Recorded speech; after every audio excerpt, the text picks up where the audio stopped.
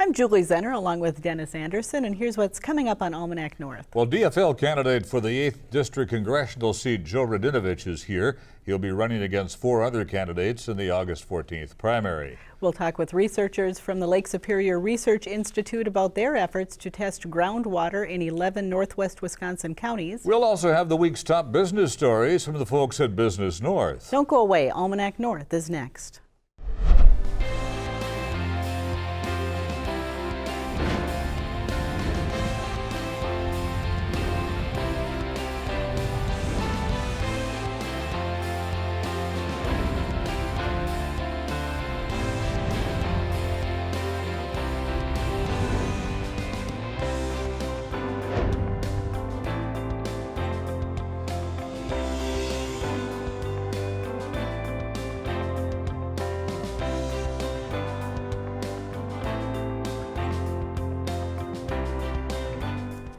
Hello and welcome to Almanac North. Thanks for tuning in tonight. And Denny, the political season is in full swing with primaries just around the corner. Yeah, in fact, the primary is coming up the middle of August, 14th of the month, so it's coming up fast. People have to start paying attention, and speaking of politics, we have a candidate with us tonight. We sure do. Thank you very much, Julie.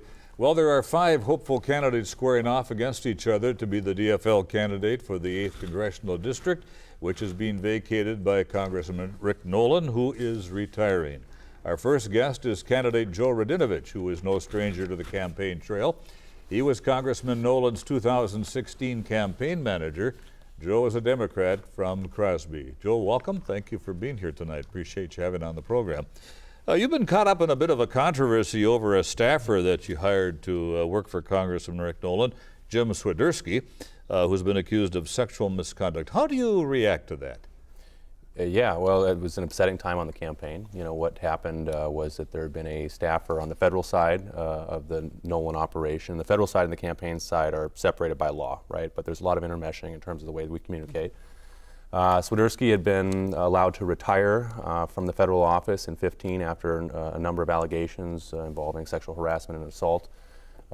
He was recommended for hire on the campaign after I took over in January 2016, so late March. He was recommended for hire. I was unaware of his past at the time and the reason he had left the federal office.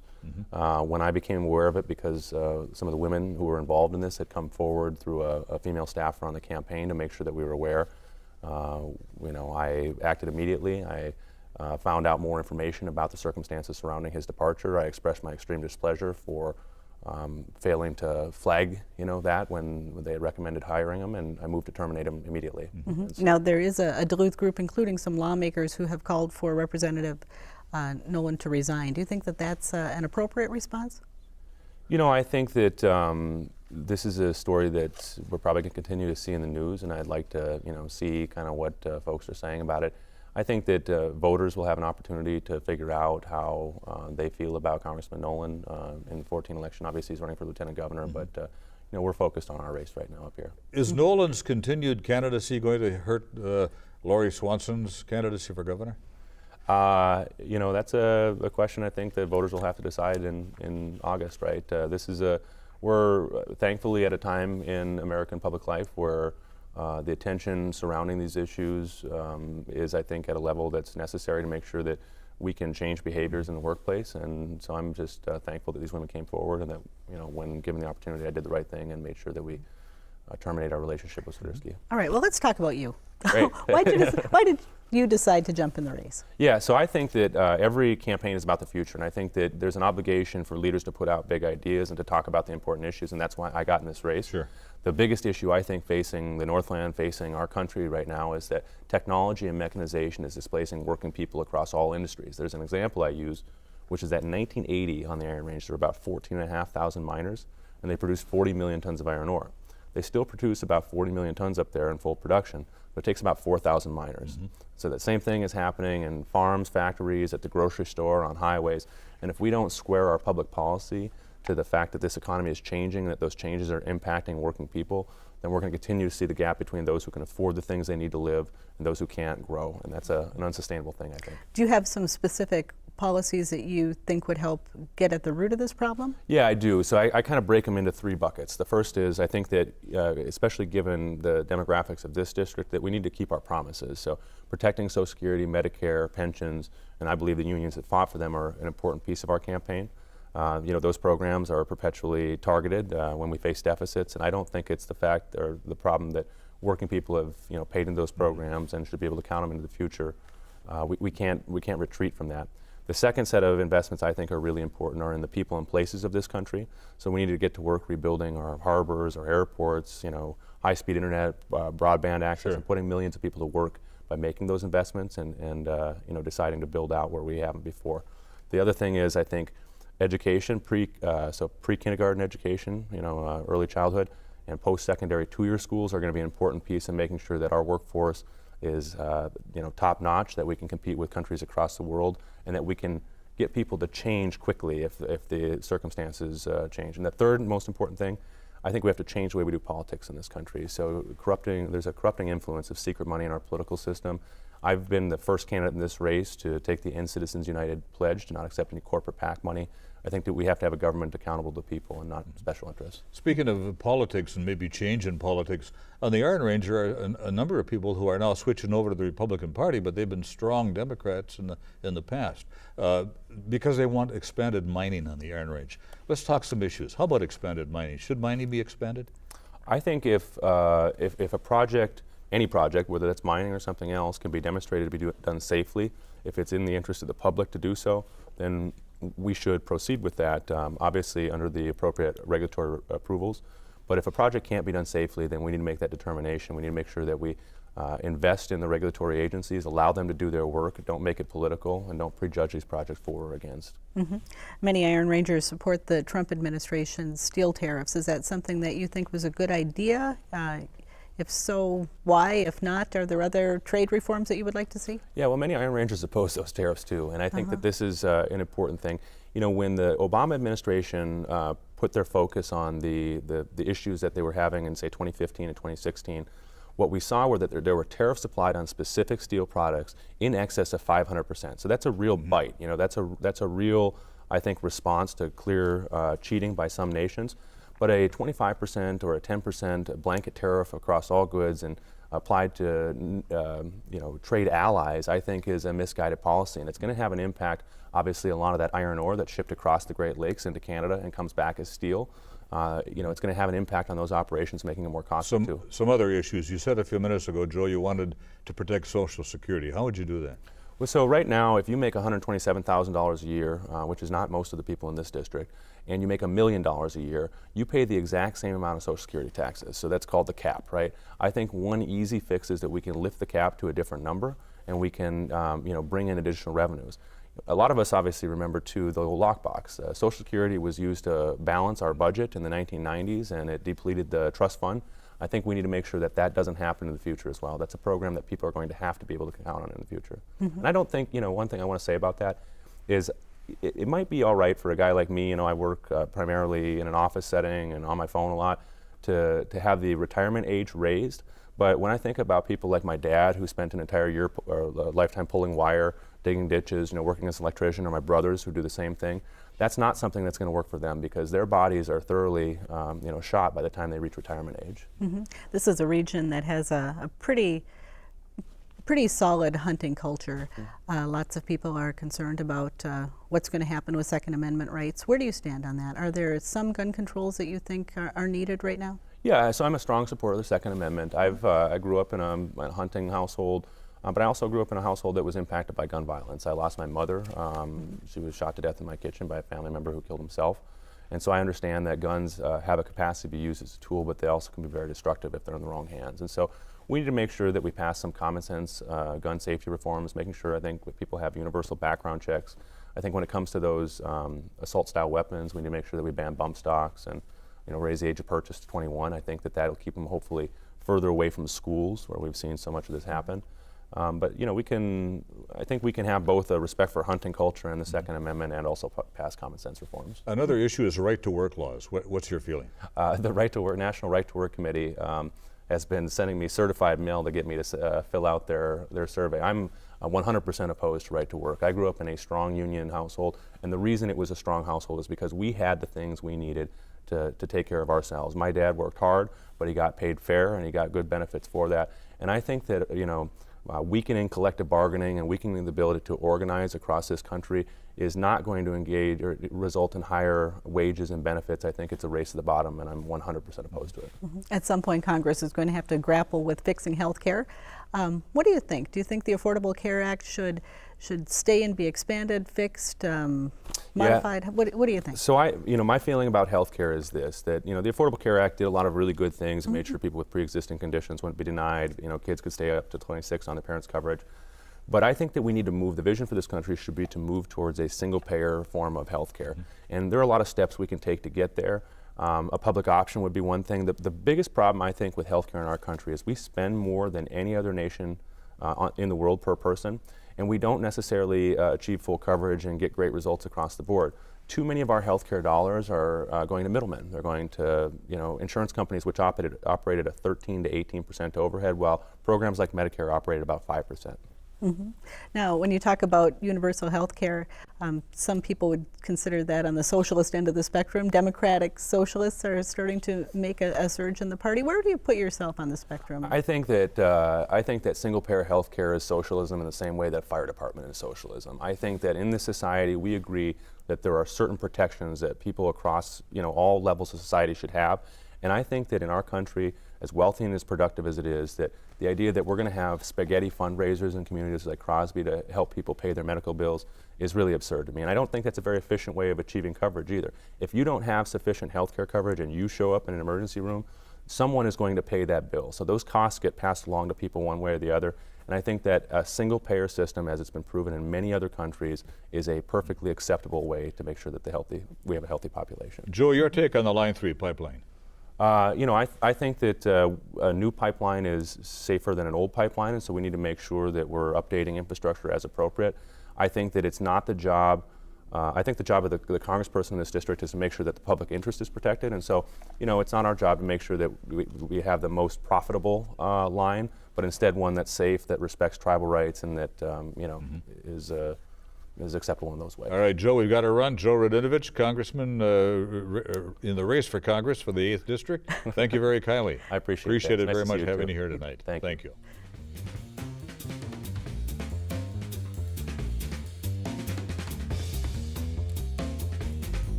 A recently launched study by the Lake Superior Research Institute aims to test 700 water samples in northern Wisconsin for fluoride concentration and other selected metals.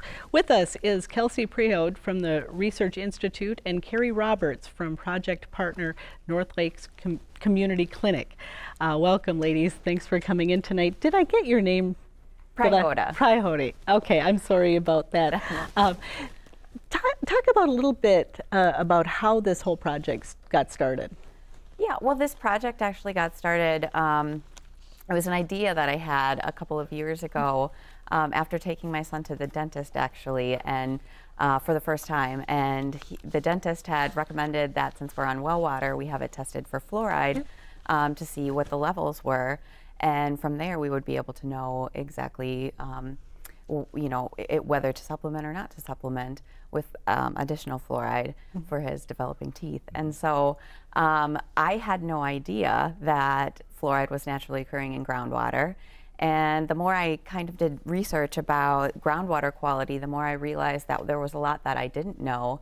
And at the same time, I've been working in environmental research for quite a while. And so I thought, if I don't know about some of these things, then there must be a lot of people out there that don't know either. And I felt like it was sort of my job to try to find funding to collect more data on fluoride and also to try to raise awareness about groundwater quality in our area.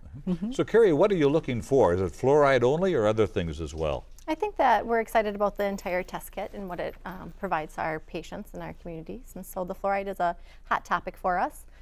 We're big proponents of preventative measures for healthcare, for dental care. Dental decay is the #1 most preventable disease in the nation. And so whatever we can do to educate our patients on the benefits of fluoride and understand where they're receiving the fluoride and how we can help supplement that, as Kelsey had mentioned, we're excited about the opportunity to do so. So how does a person in the 11 county area get a test kit? So the way that we're doing this, because it is such a wide area and there's 700 fluoride samples that we're targeting, plus of those there's 111 samples that will be for some metals. So we're also looking at arsenic, manganese, iron, aluminum, and lead. Can you show us the test kit? I know you have it with us. Yeah, so what do they look like? This is the test kit. And so it has inside of it, this one is one that has 2 sample bottles. So the first sample bottle would be for fluoride, and then the second is for the metals. It has instructions in it on how to collect the sample, and a lot of thought was put into that because consistency is really important when you're talking about 11 or 700 samples. And so there's also a postage paid shipping label. So the people that receive these kits receive them either by going to, if they're a patient of one of the NorthLakes clinics or one of our other partners. So right now we have kits at UW Extension Ashland County and a few of the public county health providers as well. And so all they have to do is go and pick up a kit and then collect the sample as long as they're on well water, and then put it in the mail. And the shipping is free, the analysis is free, the report's free, and then we'll, through that, have a pretty good data set that hopefully will be throughout the 11 counties in the study on some of these compounds that we don't have information on. Now, in terms of collecting the sample, is this something that people just turn on their tap and collect it, or do they have to actually go into the well and get a clean sample from deep in the well? Yeah, so this is a pretty easy process. So you can either, we're hoping to get a sample as easily as possible for people. And so if they can get one from their pressure tank, that's a really good spot. Otherwise, if they can't do that, then turning on the tap and taking a sample, it's that simple. Are you hearing at all about any people who get sick from drinking fresh water from wells? No, that's not something that you hear about very often. What we're hearing is that people just want to know more information. People want to know what they should test, when they should test these parameters, and they just really want to be able to have that information so that they know what to do for their own family. Are private freshwater wells regulated by any local or federal agencies? Not that I know of, not like municipality water sources. So Okay. it will be a really great opportunity for the residents with well water to get a full picture of exactly what's going on, and then to be able to share that with their medical and dental providers to get a fuller picture of what the factors that contribute to their overall health and wellness. So we're excited to be able to work with the patients and to take that into consideration. From a dental standpoint, is there a hypothesis going in, just from what's being seen in terms of how people's teeth are in the area? Well, so we do know that where there's municipality water that has fluoride in it, that we have a better benefit of that, and there are studies that are out there that are evidence-based that support that. And so we're excited to be able to provide that same evidence-based data to the residents with well water, and then to also have the discussion of it's a natural occurring element, it's safe to ingest, it's really helpful for preventing dental decay, and then to move that conversation forward with them on the prevention side of things, and then helping achieve overall oral health. Some of the metals that you're looking for as well, could there be some public health risk associated with them if they're found in the water, and if so, what's the next step on that? Right, so there are some that we're looking at, arsenic in particular, as well as lead, that do have health effects at pretty low levels. And so we are, and the rest of the metals we're looking at are more of an aesthetic issue, so staining of water, particulates in water, that sort of thing. So it's more of a quality of life issue. How frequently should a well be tested? Right, so wells should be tested for bacteria at least annually, so total coliform bacteria as well as E. coli. And then as fluoride and nitrate are recommended for families with young children or if you're pregnant expecting a child. Arsenic should be tested every 5 years. But, you know, do what you can, basically. Yeah, good to know. And you need to get volunteers on board to do this. Make your pitch. Yeah, so we have distributed maybe a third of the sample kits at this point of the 700. And so we are looking for additional partners, which basically act as distribution centers for these kits. So anybody who's interested can contact me and you know, we'll set you up with as many kits as you're comfortable with. Also individual people, if they're interested in learning where to go to get a kit, feel free to contact me. And we're looking for people. We're not represented yet in Iron County, so anybody in Iron County, please let me know. It would be great to get representation from all 11 counties. And where do they contact you? So they contact me at email kprihoda@uwsuper.edu, and also my phone number is 715-394-8422. All right, everybody can just rewind that and write it down. Yeah, right. Thank you so Watch much, online. ladies, for Thank you. coming in. Appreciate Thank it. you. Thank you very much.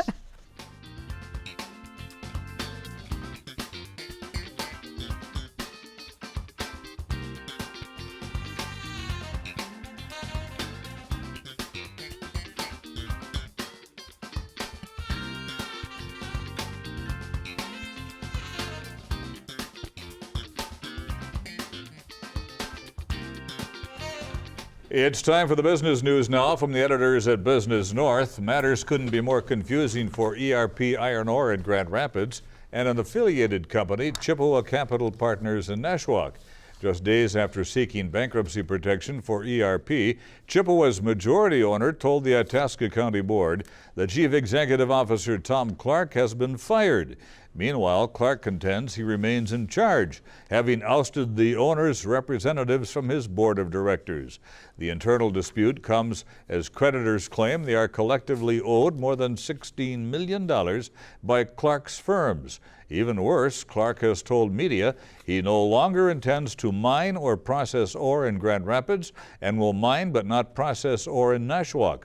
So far, there's not been time for anyone to investigate any of the statements.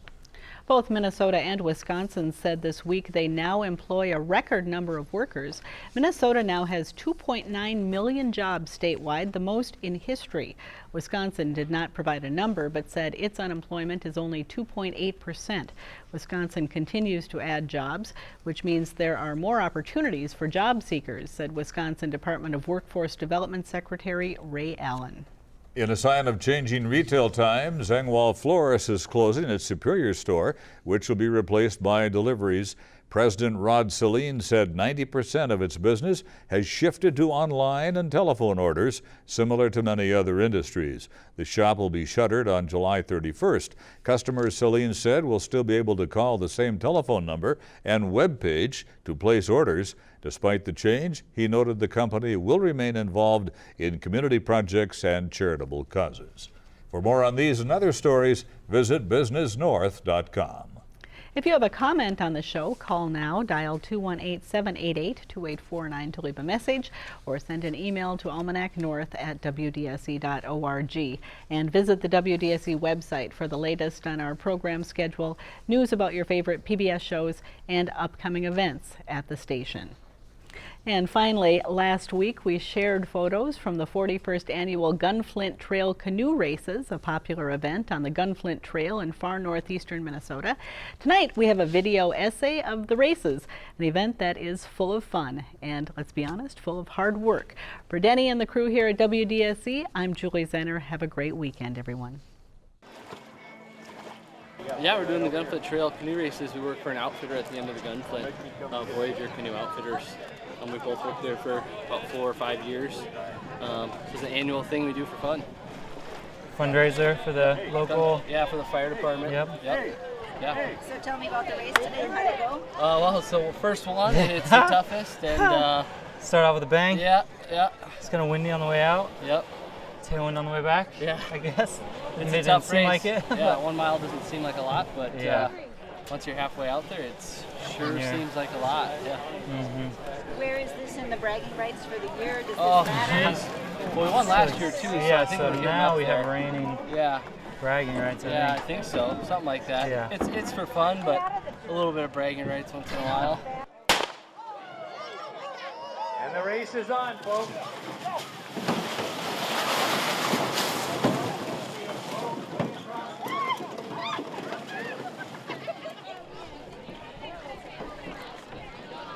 We're at the Gunflint canoe races.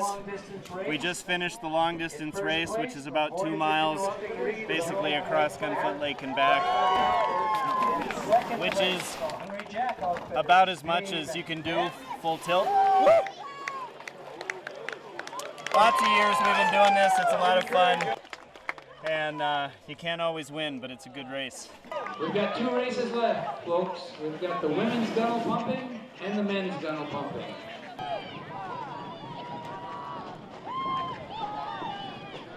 Well, I've known about the canoe races for a very long time, and I've done it once before, and I've always been kind of sketchy about it. And this is my first time gunnel pumping, and I was kind of nervous, but yeah, it's a really fun experience just to go do it and try it. But what got me into it was it just looks like fun. It's a lot of work and effort that's put into it, but it kind of pays off. So. What do you know now that you didn't know before about gunnel pumping? Oh boy. So what I know now is that you got to keep your balance really well. And one thing I didn't know is if you fall in, you get DQ'd. And before I thought if you fell in, you could get back up and keep going again. But yeah, that's not the case. But yeah, just strategy is really keeping your balance and just trying to stay on course, even though it's really hard to kind of maneuver your canoe. Okay, Isaac, what was your strategy? Get out in front of everyone else and stay out of their wake. Keep pushing forward and look ahead.